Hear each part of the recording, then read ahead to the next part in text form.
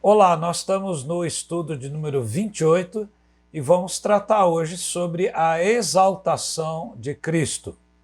Nós vimos no estudo anterior sobre o tema a humilhação de Cristo, em que essa consistiu em ter Jesus nascido em condição baixa, esteve sujeito à lei dos judeus e sofreu todas as misérias desta vida.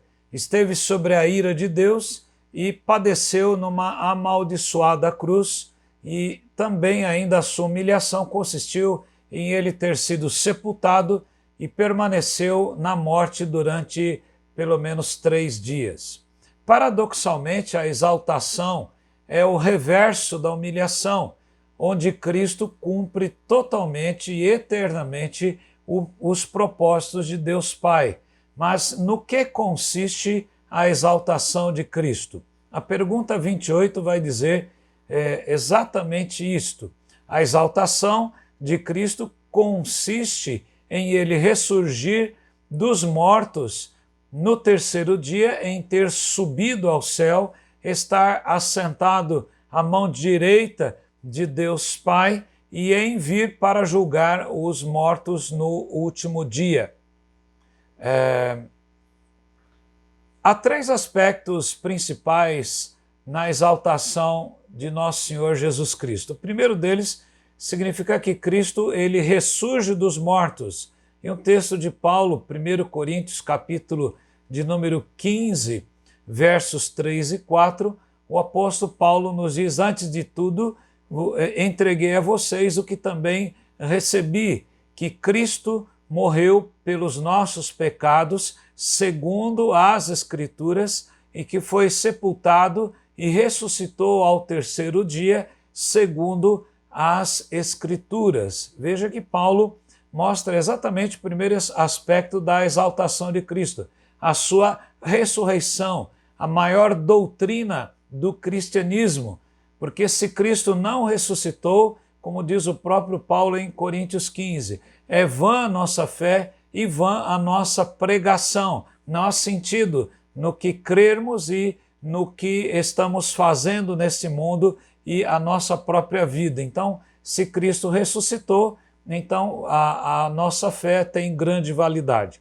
O segundo aspecto, não só a ressurreição dos mortos, mas também Jesus em ter subido ao céu, a ascensão de Cristo, e ele estar agora assentado à direita de Deus. São inúmeros textos da Bíblia que repetem que Cristo está assentado à direita de Deus. Um texto de Efésios, no capítulo 1, nos versos 20 e 21, onde Paulo fala, ele, Deus Pai, se referindo ao Deus, exerceu esse poder em Cristo, ressuscitando dentre os mortos, fazendo assentar à sua direita nas regiões celestes, acima de todo principado, potestade, poder, domínio e todo nome que se possa mencionar, não só no presente século, mas também no vindouro. Isso significa que Cristo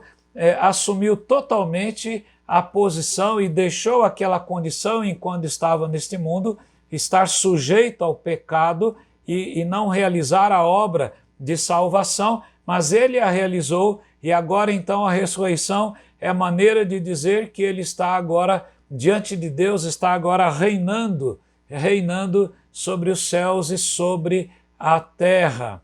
Quando Jesus escreve, por exemplo, Jesus fala ali em Mateus 28, ele diz lá nos versículos 19 a 20, quando Jesus diz, é-me dado todo o poder no céu e na terra, significando que agora, de fato, ele está assentado à direita de Deus e está também ali intercedendo pelos pecadores. Então, a sua ascensão é exatamente algo que nos chama atenção também e nos faz entender o glorioso plano de Deus. E último aspecto, não só Jesus ter ressurgido dos mortos e estar assentado à direita de Deus, mas também Jesus voltar para julgar o mundo no último dia. O evangelista Lucas, ali em Atos 17:31, diz: porque Deus estabeleceu um dia em que julgará o mundo com justiça